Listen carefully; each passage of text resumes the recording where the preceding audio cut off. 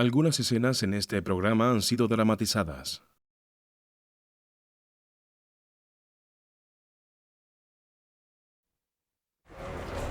A principios de los años 80, Miami era la zona cero en una epidemia de drogas que pronto consumiría todo el estado de Florida. Ni las pequeñas comunidades costeras como Charlotte County eran inmunes a ella. Pintorescos cursos de agua se convirtieron en punto de entrada de narcóticos que serían distribuidos en todo Estados Unidos. Los cuerpos de la ley se veían abrumados, enfrentados a un enemigo con más armas y más hombres. Pero un fiscal se dedicaría a llevar a los traficantes a juicio.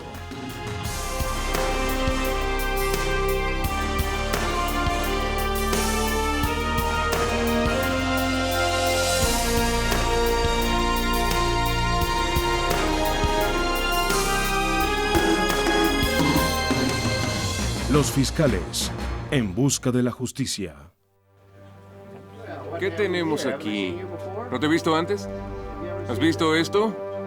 El fiscal Eugene Berry se dedicó a detener el flujo de drogas. Su amigo y supervisor era el fiscal del distrito Donald Pelequia. Tenía la reputación en la comunidad de ser un fiscal muy severo y siempre hacía todo lo que podía para condenar a alguien y a todos los que estuvieran involucrados en drogas, fueran vendedores, traficantes o consumidores. No tenía más ambición que ser un buen fiscal. Había participado en muchos casos. Estaba constantemente en la sala de audiencias juzgando casos. Venganza mortal. La ambición de Eugene Berry era la de practicar la ley. Era un sueño que había pospuesto por mucho tiempo. Se había graduado de abogado a los 41 años. Poco después, lo contrataron como asistente de fiscalía en Charlotte County, Florida. Berry había visto los efectos del abuso de drogas en su propia familia. Estaba decidido a usar su cargo como fiscal para luchar contra el narcotráfico.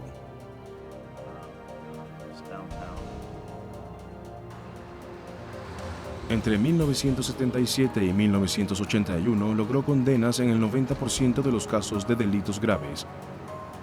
Los traficantes se dieron cuenta, le temían a Eugene Berry y esperaban nunca tener que encontrarse con él en la corte.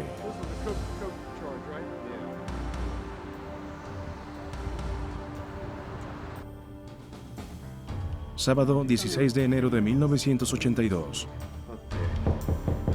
Eugene y su esposa Trudy estaban disfrutando de una pacífica tarde en casa. Fueron interrumpidos por un golpe en la puerta.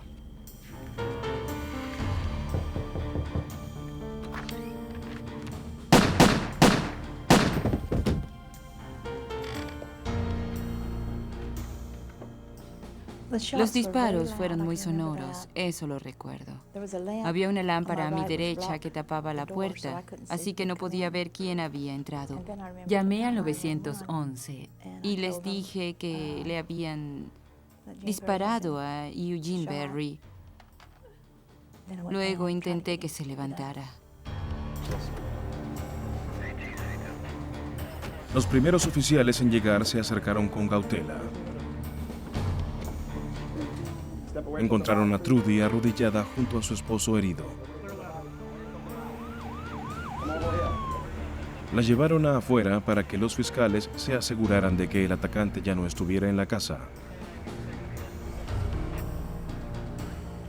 Llegaron los paramédicos, quienes intentaron salvar a Berry.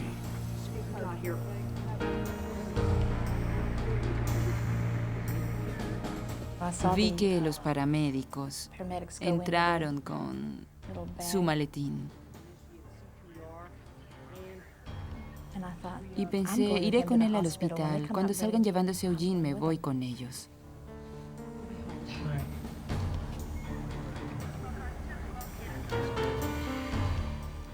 Así que esperé lo que pareció una eternidad. Salieron, pero no traían a Eugene. Tenían esas cajas y entonces supe que había muerto.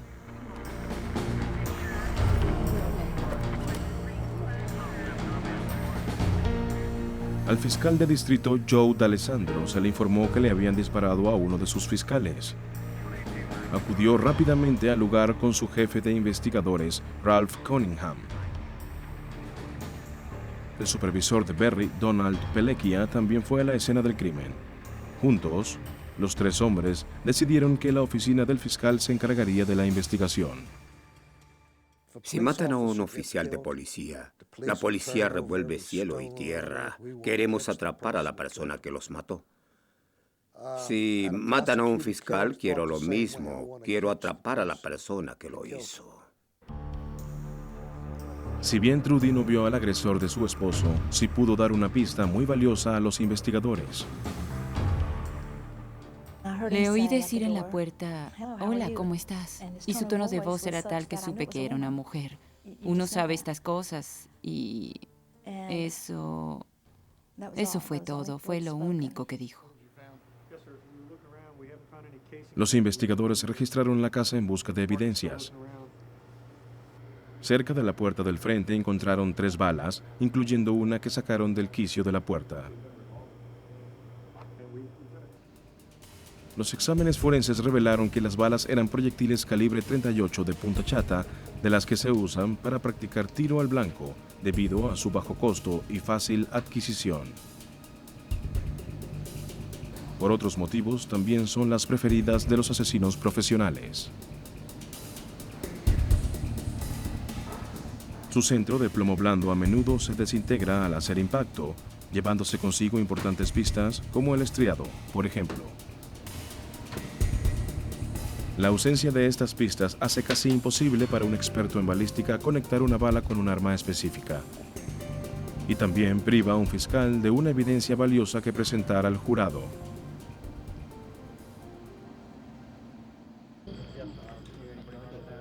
Los detectives hablaron con los vecinos de Berry con la esperanza de que alguno hubiera oído o visto algo que ayudara a los detectives. Esa noche comenzaron una investigación en el vecindario para descubrir si algún vecino de Eugene había visto u oído algo inusual, incluyendo disparos.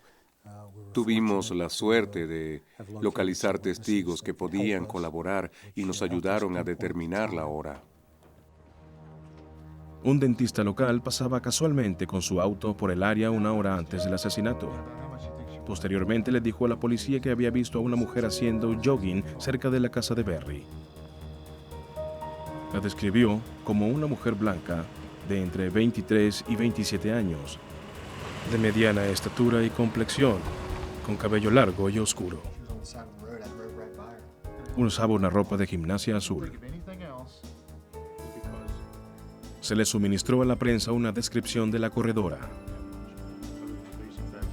Las autoridades confiaban en que la publicidad ayudaría a localizarla para someterla a un interrogatorio.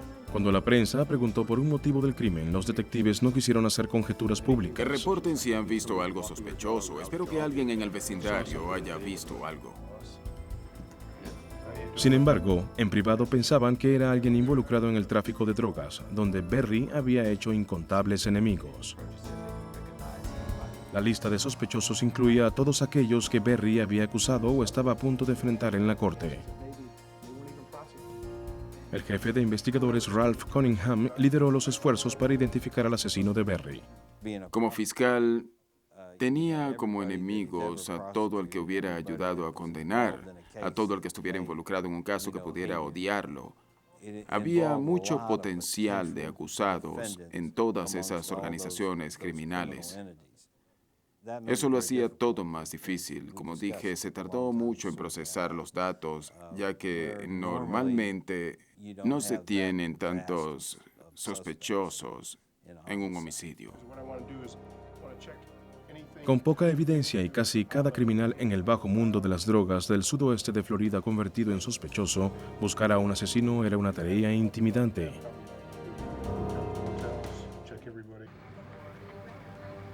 El asistente de la fiscalía, Eugene Berry, fue abatido cuando fue a abrir la puerta de su casa. Era conocido por perseguir incansablemente a los traficantes de narcóticos. El investigador Ralph Cunningham comenzó a pensar en un motivo del asesinato. Nuestro punto de partida era un posible tiroteo por venganza. Tenía un equipo de investigadores buscando entre los archivos de la corte todos los casos en que Eugene había trabajado y con todos los testigos, los cómplices, los involucrados en los casos, y trataríamos de entrevistarlos y ver si estaban en la cárcel o habían salido y rastrearlos. Entre las muchas pistas, destacaba un caso en el que Berry habría trabajado 2 días después del asesinato. Incluía a un traficante menor de cocaína llamado Stephen Taylor. Cuando los detectives intentaron interrogar a Taylor, se enteraron de que había estado involucrado en un accidente automovilístico. Actualmente estaba hospitalizado en Lexington, Kentucky. La oficina del fiscal del estado de Florida le pidió a la policía de Lexington que visitara a Taylor en el hospital de la Universidad de Kentucky. ¡Pase! Cuando llegaron, descubrieron a 2 mujeres visitando a Taylor y se les solicitó que se fueran. Le preguntaron a Taylor dónde había estado la noche del asesinato de Eugene Berry. ¿El 12 de diciembre? Dijo que había estado en una cantina local donde muchas personas lo habían visto. Más tarde se produjo su accidente de auto. Parecía una buena coartada. La policía de Lexington reportó sus hallazgos a los detectives de Florida. Ralph Cunningham y su equipo anotaron la información y continuaron estudiando los casos de Berry. Entre los cientos de casos del pasado, uno involucraba a Mike Kelly. ¿Nunca se ha detenido a pensar en las vidas de todas las personas que ha cambiado? 3 meses antes del asesinato de Berry, a Kelly se le presentaron cargos de tráfico de drogas y conspiración por intentar introducir 17 toneladas de marihuana a Florida. Se acusaba a Kelly de ser parte de un cártel con base en Kentucky. Fue sentenciado a 45 años. En el momento del asesinato, Kelly estaba en la cárcel, en espera de que se procesara su apelación. Cuando se estudiaron los archivos carcelarios de Kelly, salió a la luz un hecho muy curioso. Mike Kelly y Stephen Taylor estuvieron por un breve tiempo en el mismo pabellón. Futuras investigaciones revelaron que Taylor había salido de la cárcel gracias a una fianza de $12,000 pagada por la esposa de Mike Kelly.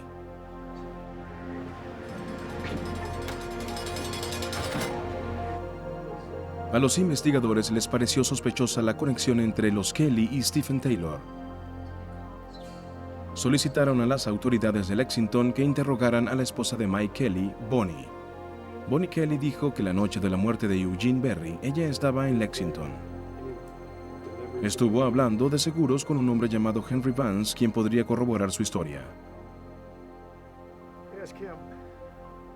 Henry Vance estaba bien conectado en los círculos políticos del Kentucky. Era un ex asistente del gobernador.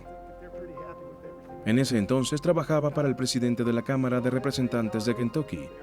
También tenía licencia para vender seguros. Henry Vance corroboró la historia de Bonnie Kelly. Con el camino cerrado por las coartadas, el detective Cunningham intentó enfocar la investigación desde otro ángulo. Comenzó a trazar el perfil del tipo de asesino que estaba buscando. Asumíamos que era una persona probablemente venida de fuera del área para cometer un crimen. Éramos una comunidad muy pacífica hasta que comenzó el tráfico de drogas. Y pensé que probablemente lo había hecho alguien de fuera de la ciudad.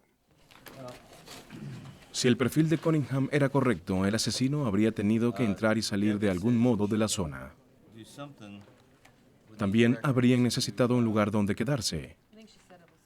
Inmediatamente quise saber quién había llegado en cualquier avión en las 48 horas anteriores, quién había salido en las 48 horas siguientes, así que solicitamos todas las listas de pasajeros de las aerolíneas que arribaban al sudoeste de Florida.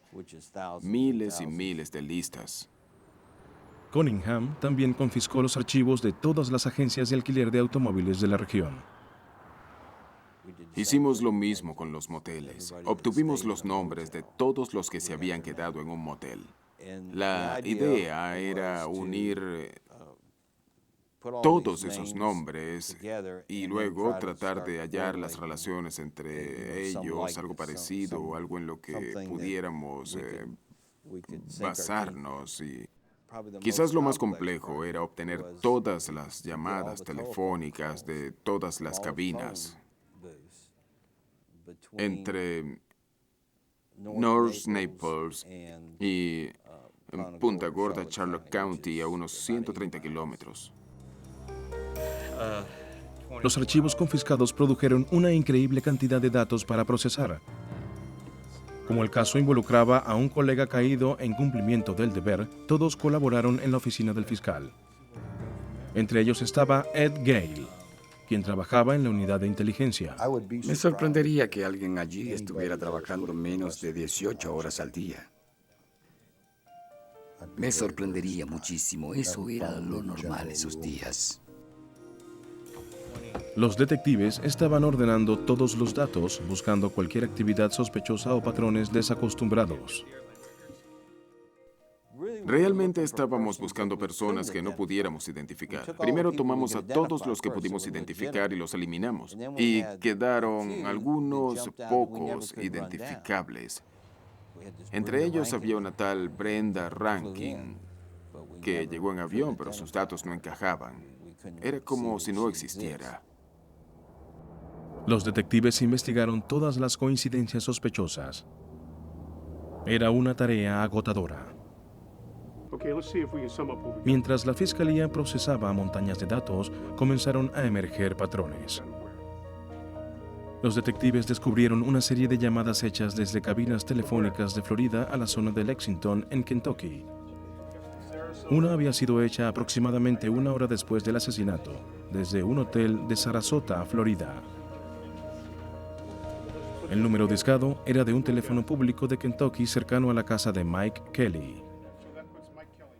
Cuando identificamos algunas de esas llamadas, todas nos conducían al grupo de Kelly. Estaba bastante seguro en ese momento, apenas comenzando el caso, de que ellos estaban involucrados. Ahora los detectives tenían en qué basar su investigación. El análisis posterior de los archivos telefónicos despertó sospechas sobre la relación entre los Kelly y Stephen Taylor. Cuando comenzamos a recoger y compilar esos archivos, nos encontramos con llamadas a la casa del señor Kelly y llamadas de la casa del señor Taylor a Kentucky. Luego pudimos correlacionar al señor Taylor con esas llamadas. El detective Cunningham fue al hotel de Sarasota. A los empleados del hotel se les mostró fotos de personas relacionadas con Mike Kelly. Una empleada reconoció a alguien en las fotos. Era una foto de Bonnie Kelly, la esposa de Mike Kelly. La empleada dijo que la mujer de la foto se había hospedado como Brenda Rankin, un nombre que también había aparecido en las listas de pasajeros de las aerolíneas, pero no había sido tomado en cuenta. Los investigadores tenían la teoría de que Brenda Rankin era el alias de Bonnie Kelly. La empleada también le dijo a los detectives que un hombre de color llamado Joe Rankin se había hospedado junto con la mujer. Los archivos de hotel con los nombres de Brenda y Joe Rankin fueron tomados como evidencia.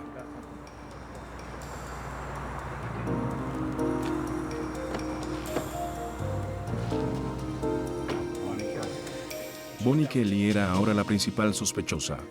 Los detectives comenzaron a rastrear sus movimientos por toda Florida. La vigilancia policial reveló que viajaba con su presunto cómplice Stephen Taylor y frecuentemente usaba teléfonos públicos.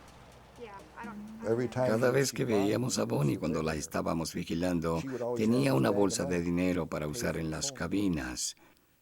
Y sin que ella lo supiera, rastreábamos cada llamada. Las llamadas condujeron a conocidos narcotraficantes. Pero si bien se rastreaban las llamadas, no se las grababa. Los detectives suponían que Bonnie Kelly estaba buscando ayuda de antiguos socios de su esposo, Mike Kelly. Una de las llamadas de Kelly fue rastreada hasta un narcotraficante de mayor importancia que se hacía llamar Corley.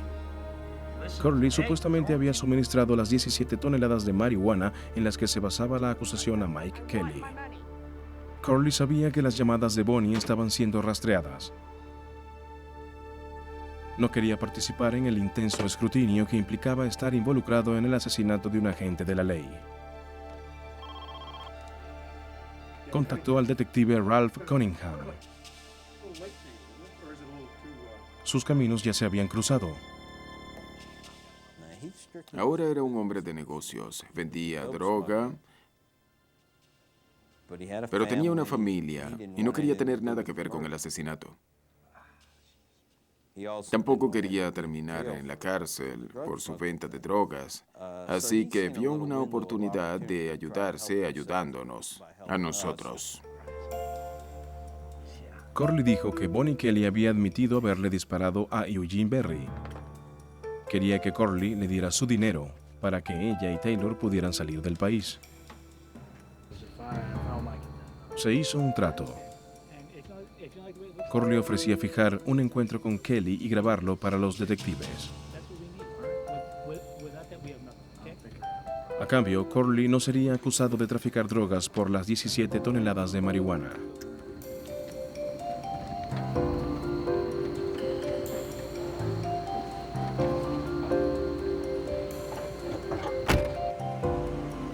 Se fijaron varios encuentros, pero Kelly siempre se excusaba a último momento. Creo que temía que la asesinaran. Quería el dinero, pero sabía que estaba coqueteando con el peligro. Todos los que han intentado quitarle dinero a un narcotraficante no han terminado muy bien. La información que Corley brindó sobre Bonnie Kelly era la primera evidencia que la implicaba directamente en el asesinato de Eugene Berry.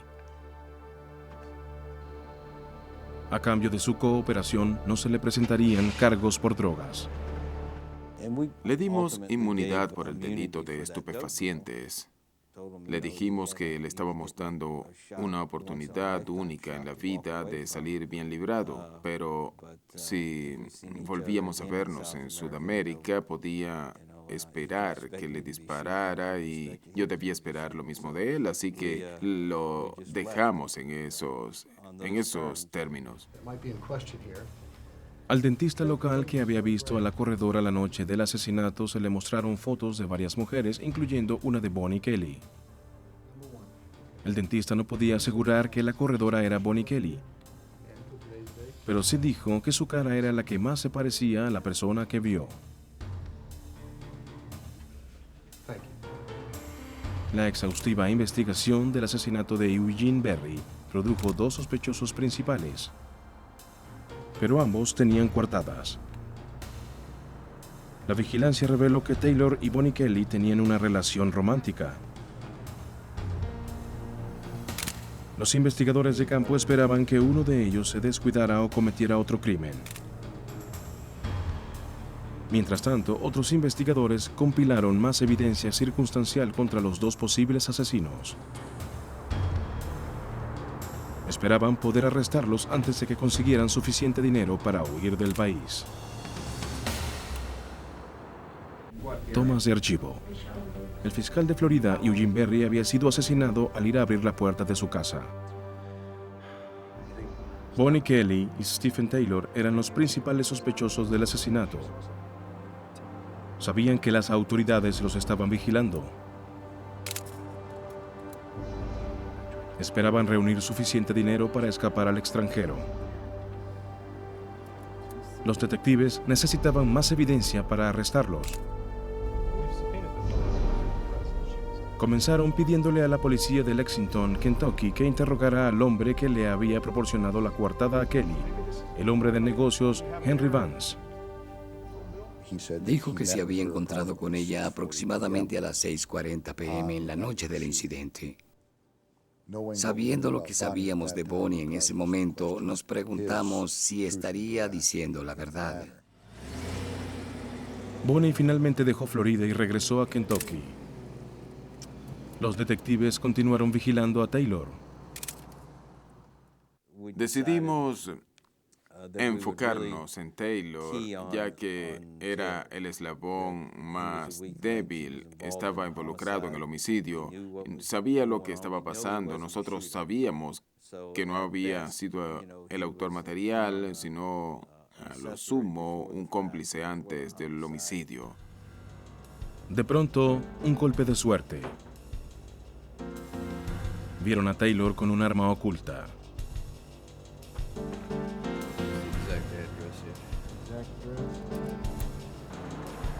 Lo siguieron hasta que ingresó a su jurisdicción y lo arrestaron. ¡Déjeme ver sus manos! Cuando entró a nuestra jurisdicción, lo detuvimos y estaba transportando las armas y algunas drogas. Con los nuevos cargos de porte ilegal de un arma y posesión de drogas, los detectives le comunicaron a Taylor que era el principal sospechoso en el asesinato de Eugene Berry. La pena de muerte era muy posible.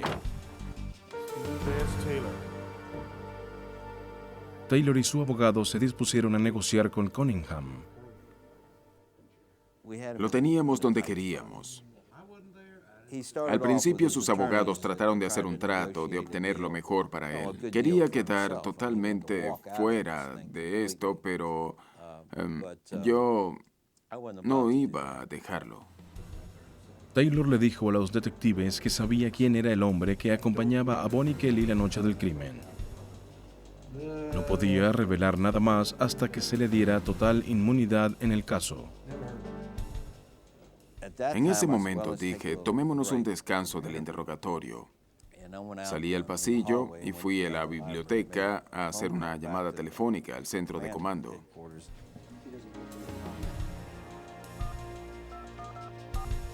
Cunningham habló con el detective Ed Gale.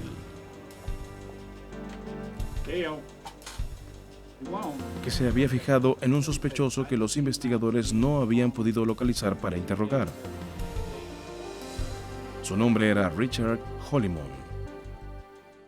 Al comienzo, Hollimon figuraba como una de las personas que pasaba mucho tiempo con Mike Kelly y Stephen Taylor en la cárcel. Ed Gale le dijo a Cunningham que recientemente había encontrado más evidencia que señalaba a Hollimon como cómplice. Aunque casi nadie lo sabe, la seguridad del aeropuerto registra el estacionamiento y graba los números de matrícula de todos los autos una vez por día, aproximadamente a las 11 o 12 de la noche, para ver qué vehículos hay allí, si hay autos robados, etc. Cuando encontramos estas cintas, vimos un auto que estaba por casualidad a nombre de Richard Hollimon y surgió su nombre como presente en el aeropuerto a la misma hora en que Brenda Rankin había llegado en avión. Queríamos hablar con Hollimon, pero no lo encontramos en ninguna parte. Cunningham sospechaba que Richard Hollimon estaba involucrado en el tiroteo, pero necesitaba evidencia para confirmarlo. Y no quería que Stephen Taylor saliera libre. Volví y comencé el interrogatorio. Dije, te di una oportunidad de cooperar para que no tuvieras que cumplir una condena tan larga. No quisiste aceptarlo. Lo único que haces es mentir. Su abogado dijo, oh no, dice la verdad. Dije, mire, ya tomamos una declaración jurada a Hollimon. Sabemos quién es el cómplice y vamos a acusarte de asesinato en primer grado como cargo principal. Se produjo un largo silencio y supe que aceptarían. La táctica de Cunningham funcionó y Taylor aceptó cooperar a cambio de que se le permitiera declararse culpable de asesinato en segundo grado, un delito que no estaba castigado con la pena de muerte. Taylor explicó que el objetivo inicial de Kelly era una mujer que trabajaba como informante de la policía. La oficina del sheriff la había usado, haciéndole llevar micrófonos ocultos en una compra de droga fingida. Taylor estaba involucrado en uno de los casos en que trabajaba Eugene Berry, uno de los que estaban en nuestro sistema en ese momento. Sin la informante, no teníamos caso. Pero ella estaba protegida por los detectives y hospedada en un lugar secreto. Así que Kelly decidió pasar a su objetivo secundario, Eugene Berry. Taylor reveló que el accidente automovilístico que había sufrido la noche en que murió Eugene Berry era arreglado. Le dijo a los detectives que Henry Vance, el hombre de negocios con amigos en el mundo de la política, lo había ayudado a fingir el accidente. Taylor también dijo que Vance no se había limitado a facilitarle una coartada a Bonnie Kelly. También le había proporcionado el arma asesina.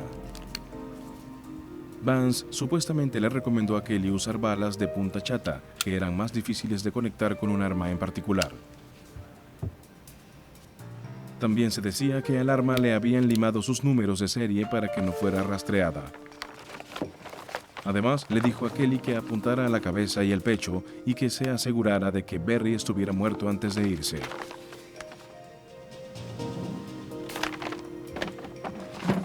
Stephen Taylor le dio a los detectives nuevos detalles del macabro plan, incluyendo información sobre la participación de Richard Hollimon. Taylor explicó que antes de que pagaran la fianza que le había posibilitado salir de la cárcel, había conocido a Hollimon, quien cumplía una condena de 60 días por no pagar la pensión alimentaria de su hijo.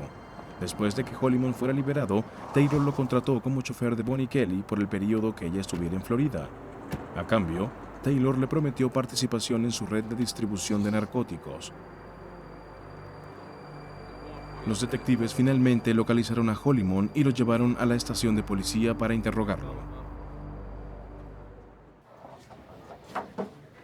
Pensaban que, si bien Hollimon había participado en el crimen, había sido solo en calidad de cómplice.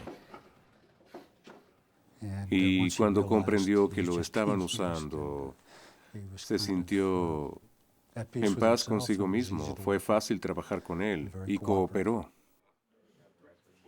Hollimon hizo una declaración jurada ante las autoridades. Él también se declaró culpable del crimen menor de asesinato en segundo grado a cambio de su testimonio. Hollimon explicó que había conocido a Bonnie Kelly con su alias de Brenda Rankin. Stephen Taylor nunca le había dicho el verdadero nombre de Bonnie Kelly. A Hollimon le pagaron $1,000 por ejercer como chofer por varios días.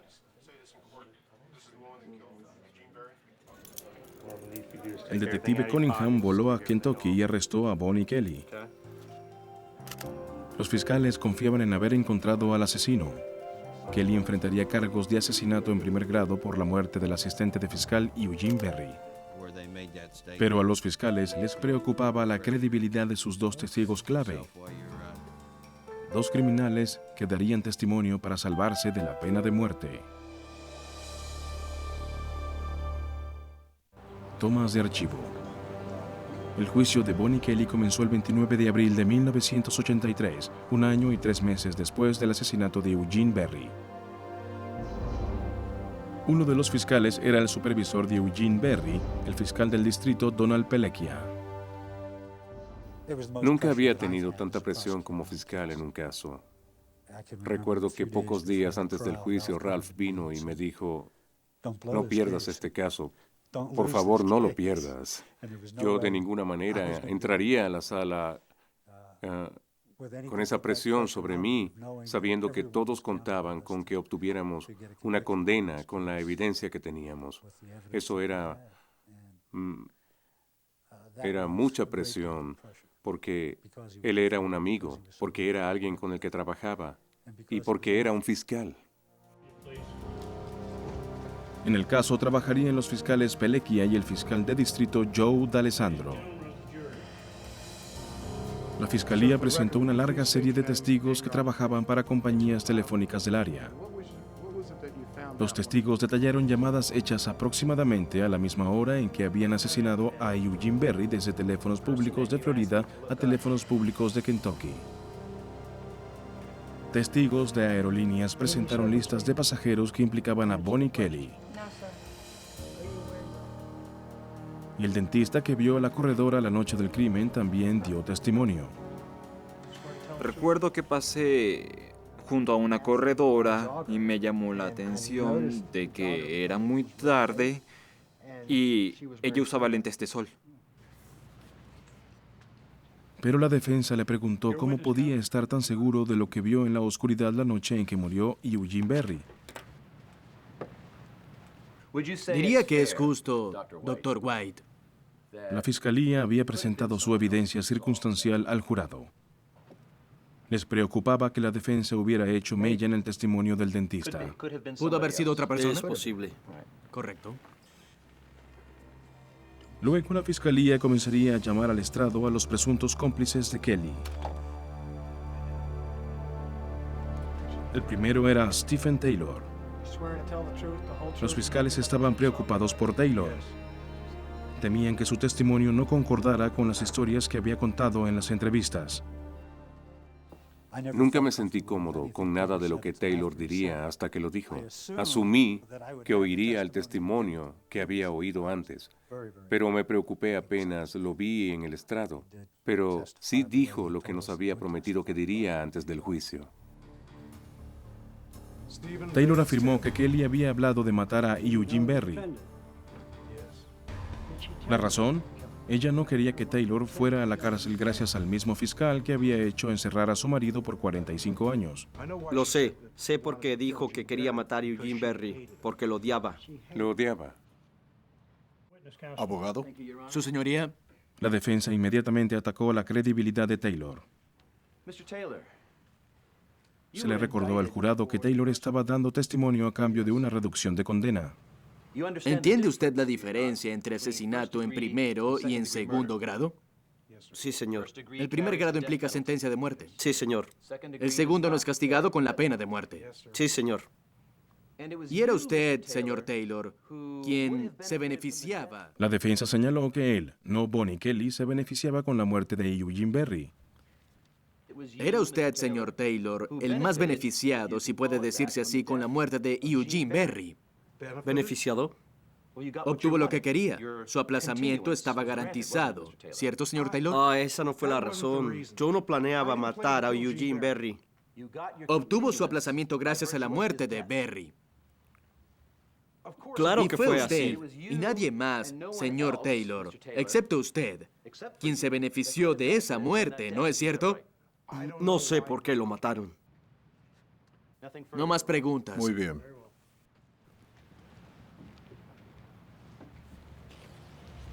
A continuación, la fiscalía llamó al estrado a Richard Hollimon. Él era el chofer de Bonnie Kelly la noche que mataron a Eugene Berry.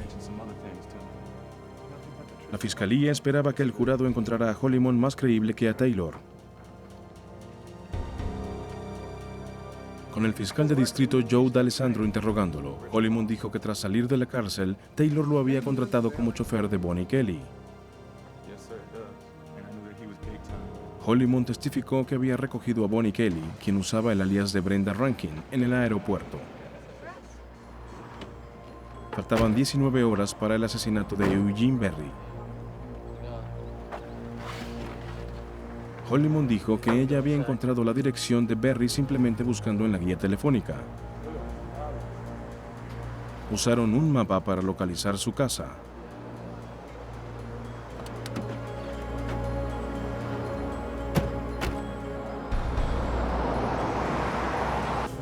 Al caer la noche, Kelly se puso ropa de gimnasia azul y una peluca oscura. Comenzó a correr cerca de la casa para explorar el terreno.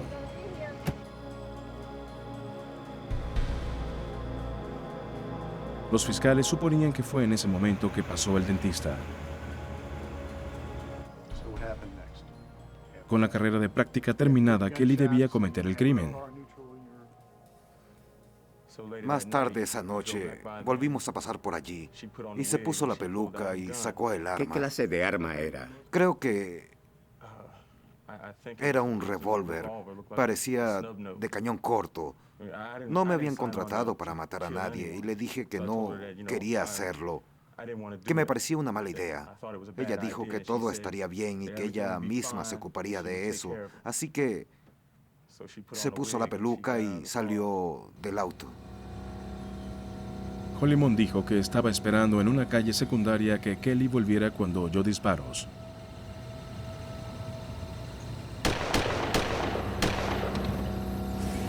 Se estaba alejando cuando vio a Kelly en la luz de los faros.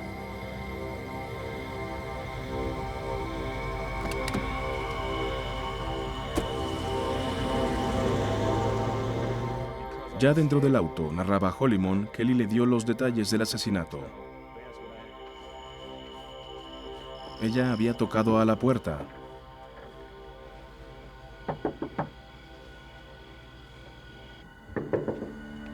Cuando el fiscal abrió, ella le disparó 2 veces. Mientras él intentaba volver a la casa, ella entró y disparó el arma 2 veces más. ¡Vamos, suba al auto! ¡Vamos, vamos! Kelly comenzó a librarse de la evidencia mientras ambos se alejaban de la escena del crimen. Hollimon dijo que había visto a Kelly arrojar lo que él creía era el arma asesina en un riachuelo de agua salada. Aunque no había visto el arma, le dijo que debía deshacerse de ella en agua salada. Los detectives no pudieron recuperar el arma. La defensa atacó la credibilidad de Hollimon tal como habían hecho con Stephen Taylor. Señor Hollimon, parece recordar muy bien los hechos, especialmente el momento en el que el señor Berry abre la puerta, como si se la hubiera abierto a usted. No fue así, señor.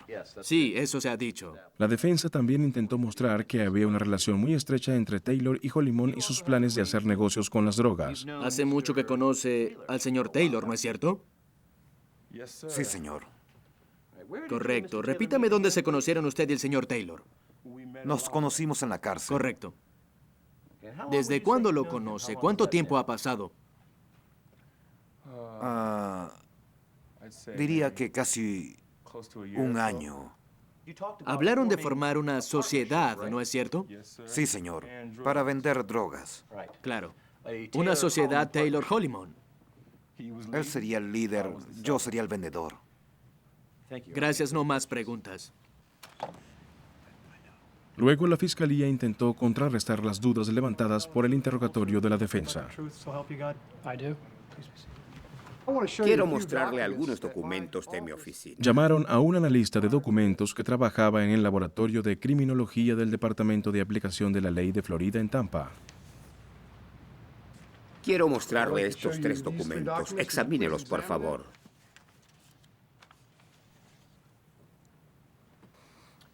¿Qué son estos 3 documentos?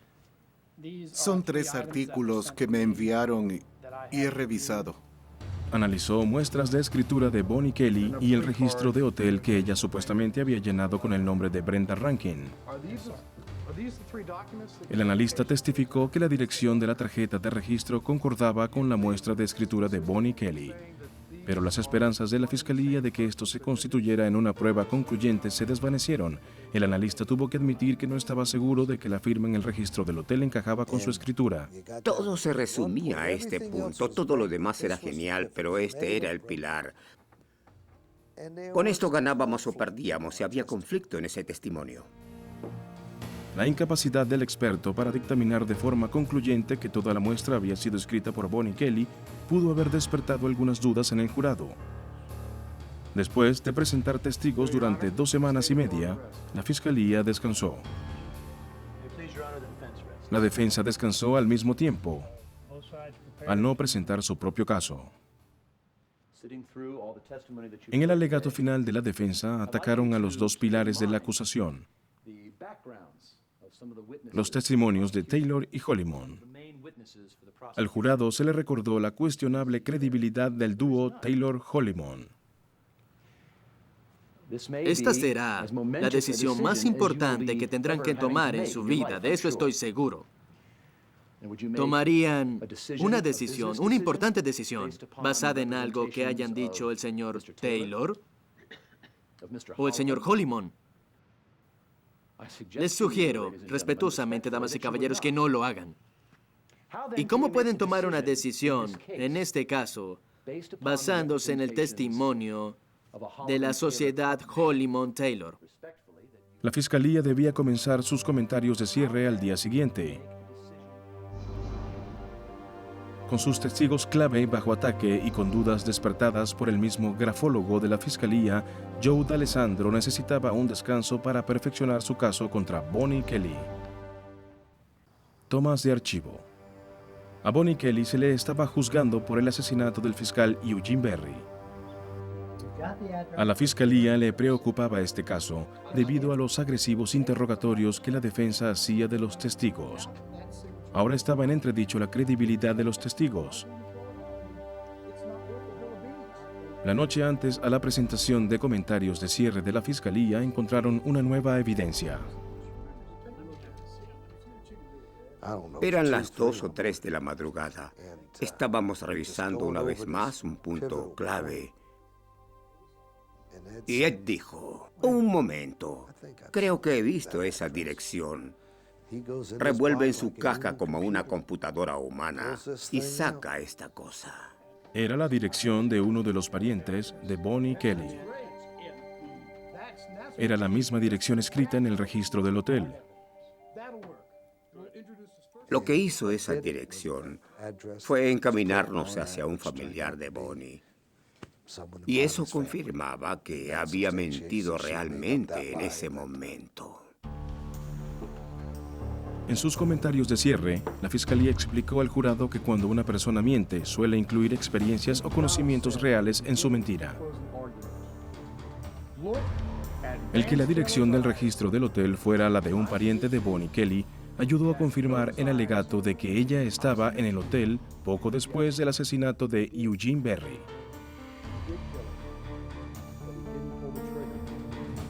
La fiscalía estaba de acuerdo con la defensa en que Stephen Taylor era un criminal y se habría beneficiado de la muerte de Eugene Berry.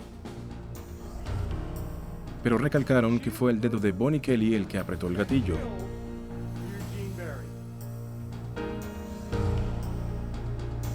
El jurado deliberó durante 7 horas antes de encontrar a Bonnie Kelly culpable de asesinato en primer grado. Recomendaron una sentencia de cadena perpetua sin derecho a libertad condicional por 25 años. En una audiencia separada, Stephen Taylor y Richard Hollimon recibieron sus condenas. El juez pensaba que Taylor era más culpable que Bonnie Kelly del asesinato y lo sentenció a 99 años en prisión.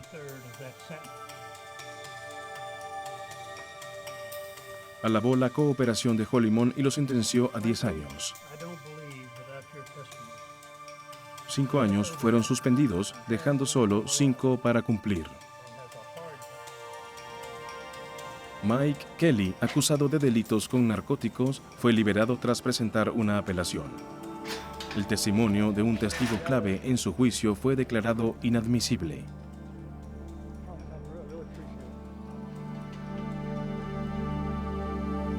El último cabo suelto en la conspiración para matar al fiscal Eugene Berry era Henry Vance. Él, supuestamente, había suministrado el arma asesina y ayudado a proveer coartadas para los asesinos convictos Bonnie Kelly y Stephen Taylor. A los detectives les tomó 5 años, poco antes de que terminara el plazo establecido por la ley, para lograr que se acusara a Vance de delitos federales relacionados con armas. Henry Vance fue condenado a una sentencia de 15 años, la pena máxima por ese delito. Si bien el caso estaba resuelto, Charlotte County y el estado de Florida aún lloran la pérdida de su dedicado fiscal. El estado de Florida creó el premio Eugene Berry, concedido al fiscal más destacado no solo por su capacidad, sino que también trabaje a favor de la comunidad.